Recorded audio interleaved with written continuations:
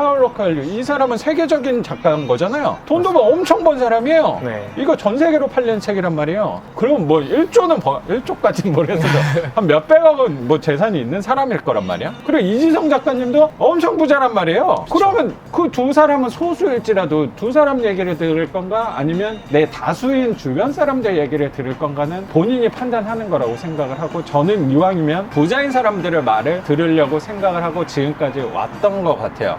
네. 그랬더니 일단 첫 번째 하나의 그런 구절은, 네네. 사람은 무언가를 진심으로 바랄 때 만물의 전기에 가까워지는 거야. 그것이야말로 궁극의 힘이지. 그러니까 뭔가를 네. 바라고 갈구하면 거기에 이제 힘이 생긴다는 그런 의미인 것 같아요. 맞아요, 맞아요. 네네. 그게 아까 우리 꿈꾸는 다락방 방금 얘기했던 거랑도 네네. RMVD라는 용어랑 어쩌면 접목되는 부분이 아닐까라는 생각도 드네요. 네네. 이 얘기를 RMVD라고 이지성 작가님의 말을 얘기를 한 거고, 여기 파울로크 헬류도 비슷한 류의 얘기를 한 거예요. 네, 그러니까 맞습니다. 저는 독서에 하는 즐거움이 뭐라고 생각하냐면, 이지성 작가님하고 이 파울로크 헬류랑 만나본 적은 없을 것 같아요. 네. 근데 두 분 다 제 생각에는 삶의 내공은 분명히 있는 사람일 거잖아요. 근데 맞습니다. 이 사람이 전혀 다른 분야의 얘기를 하고 있는데 말하는 게 공통점이 지금 있네요. 네. 저는 이런 걸 찾았을 때 약간 희열감이 느껴지더라고요.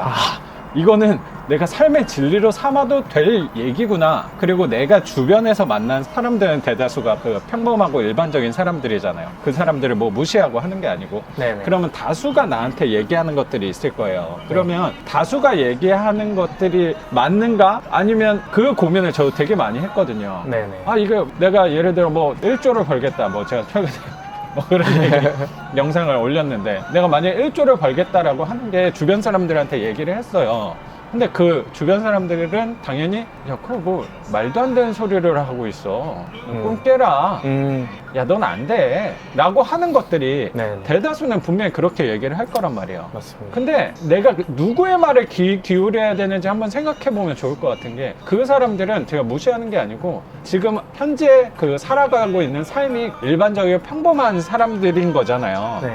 그럼 그 사람들의 말을 귀 기울여야 하는 건가? 아니면 파울로크 헬류, 이 사람은 세계적인 작가인 거잖아요. 돈도 뭐 엄청 번 사람이에요. 네. 이거 전 세계로 팔리는 책이란 말이에요. 그럼 뭐 1조는 1조까지는 모르겠어도 한 몇백억은 뭐 재산이 있는 사람일 거란 말이야. 그리고 이지성 작가님도 엄청 부자란 말이에요. 그러면 그 두 사람은 소수일지라도 두 사람 얘기를 들을 건가, 아니면 내 다수인 주변 사람들 얘기를 들을 건가는 본인이 판단하는 거라고 생각을 하고, 저는 이왕이면 부자인 사람들의 말을 들으려고 생각을 하고 지금까지 왔던 것 같아요.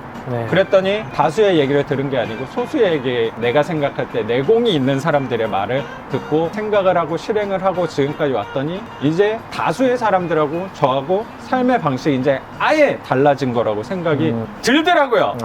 이거 말을 정말 아우, 잘했네. 아주 주옥 같은 말들이. 아유. 그러니까 이 출발은 선생님이 다시 한번, 저도 이걸 예전에 읽었으니까 다시 한번 꺼내 놓아준 문구에서 다시 우리 생각이 말로써 발현이 된 거 아닌가. 그래서 선생님도 다시 한번 마음속에 네. 각인이 된 거라고 또 생각이 드네요. 네.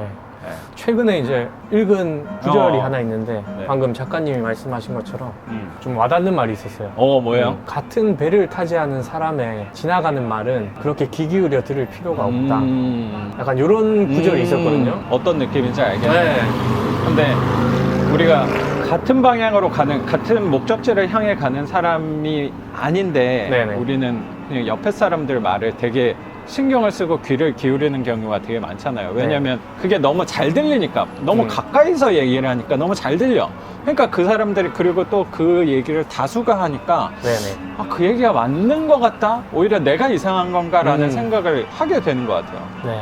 근데 그 사람들하고 나하고 같은 배를 타고 있는 게 아닌 거고, 그 말은 같은 배를 타고 있지 않다는 거는 같은 목적지로 향해 가는 게 아닌 거니까, 겉으로 볼 땐 같은 배를 타고 있는 것처럼 보일지라도 그 말은 내가 같은 회사 직원들이라고 그 사람들이 꼭 같은 배를 타고 있는 거는 아닌 거라는 얘기인 거죠. 네, 맞습니다. 그렇죠. 근데 거기서 가끔 우리는 혼동을 하는 것 같기도 해요. 같은 회사를 다니면 같은 배를 타고 있고 같은 목적지를 향해 가고 있다고 착각을 할 수도 있을 것 같다는 생각이 드네요. 맞습니다. 그렇다고 이제 뭐 남의 말을 완전히 이렇게 배쳐가고 그렇죠. 이렇게 하는 맞아요, 건 맞아요. 아니라고 생각을 하고 맞아, 어쨌든 저에게 이제 필요한 그리고 제가 추구하는 방향의 사람들의 말을 좀 더 귀 기울일 필요가 있다. 맞아. 네, 그걸 라는 걸러내는 생각이- 능력이 네. 저는 필요하다고 생각이 들어요. 네, 맞습니다. 그래서 누구 말을 들어야 되나 누구 말을 듣지 않아야 되나 그런 혼란이 오잖아요. 그럴 때 네. 가장 좋은 방법은 일단 귀를 닫는 게 저는 먼저인 것 같아요. 그리고 선생님이 아까 삶의 전환점이 됐다고 하는 저는 가장 중요한 선생님의 삶의 시기가 언제라고 생각하냐면 선생님도 분명히 그걸 느끼고 공감할 거라고 생각하는 게 아버님이 건강이 좀 안 좋아지셨을 때가 어쩌면 선생님이 그게 좋지 않은 일 때문에 사실 선생님이 쉰 거긴 하지만 네. 그거를 선생님 삶에서 길게 봤을 때는 굉장히 좋은 일이었을 거라고 저는 분명히 생각을 하거든요. 맞습니다. 네.